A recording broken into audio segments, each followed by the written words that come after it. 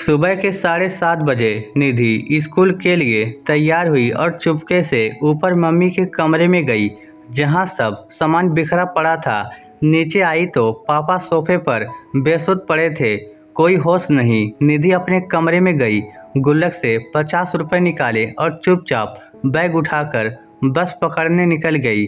तभी सरोज आंटी ने रोक लिया और प्यार से कहा, आलू का पराठा खा लो बेटा। निधि ने मना किया, भूख नहीं है आंटी। सरोज ने जबरदस्ती टिफिन उसके बैग में डाला। जाते जाते वह सोचने लगी, कितनी जल्दी बड़ी हो गई है ये 13 साल की बच्ची। सरोज पिछले 10 साल से इस घर में काम कर रही थी। नेहा और नरेश दोनों मल्टीनेशनल कंपनियों में ऊंचे पद पर थे, लेकिन घर रोज झगड़ों से गूंजता था और उसकी गूंज निधि के दिल को चीरती थी। नरेश तलाक चाहता था और जिम्मेदारी से भाग रहा था। नेहा भी जायदाद की बात करती थी, लेकिन बच्ची की चिंता किसी को नहीं थी। दोनों अपने अपने अहम में खोए हुए थे। निधि स्कूल से आकर बस अपने कमरे में सिमट जाती थी, सिर्फ सरोज आंटी से बोलती थी। हर दिन की लड़ाई उसकी मासूमियत खा रही थी। वह बस चुप रहती थी, बहुत चुप। एक दिन दोपहर में स्कूल से कॉल आया, निधि गिर गई है, जल्दी अस्पताल आइए। दोनों ऑफिस से भागे हुए पहुंचे तो पता चला कि सीढ़ियों से गिरकर उसे आईसीयू में भर्ती करना पड़ा। सिर में गहरी चोट थी। ऑपरेशन हुआ पर निधि जिंदगी की जंग हार गई। नेहा और नरेश अस्तब रह गए। उनका अहम, उनका झगड़ा सब अर्थहीन हो गया था। दादी भी आई, उन्होंने पोती को खो दिया था। उन्होंने नेहा और नरेश से मुंह फेर लिया। तुम दोनों ने मेरी बच्ची को अपनी जिद का शिकार बना दिया। 13वीं के बाद नरेश ने मां को रोकना चाहा, पर उन्होंने साफ शब्दों में कहा, मैं माफ़ नहीं करूंगी। वो चली गई, सिर्फ आंसुओं की लकीरें छोड़कर। सरोज भी सदमे में थी।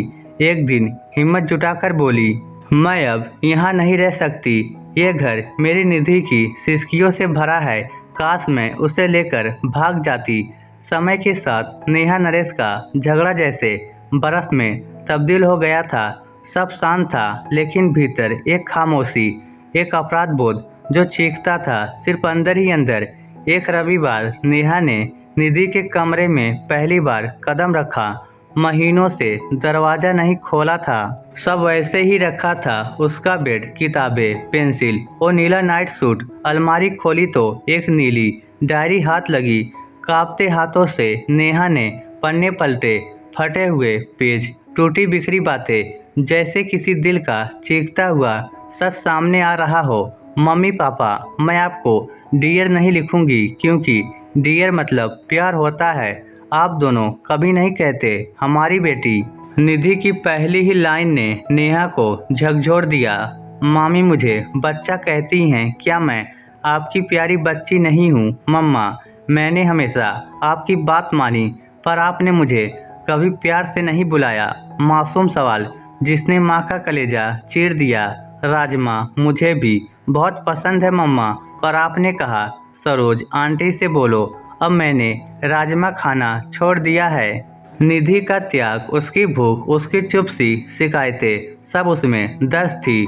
पापा, मैं आइसक्रीम खाना चाहती थी, पर आपने कहा फालतू चीज़ें हैं। निधि की भावनाएं फालतू थी क्या? वह सिर्फ प्यार चाहती थी, बस एक बार अपनी कहलाना चाहती थी। I love you Saroj aunty, आपने मुझे प्यार दिया, डर में पास बुलाया।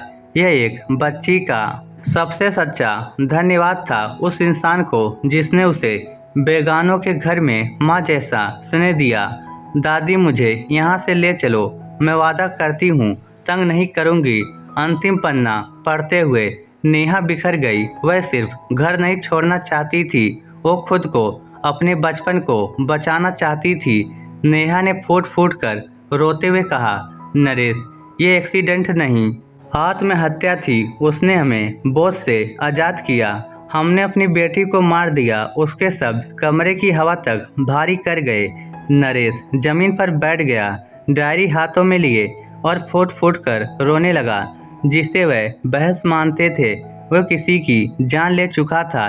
इस कहानी की चुप्पी हर उस घर की चीख है जहां माँ बाप अपने झगड़े में बच्चों को निगल जाते हैं। कोई भी बहाना बच्चे की मुस्कान से बड़ा नहीं होता।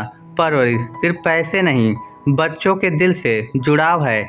बच्चों को सुनना, समझना और अपना कहना, यही सच्ची परवरिश है। और ये अगर नहीं कर सकते तो माता पिता बनने का कोई अधिकार नहीं। इस स्टोरी को लेकर आपकी क्या राय है, नीचे कमेंट करके हमें ज़रूर बताइएगा। धन्यवाद।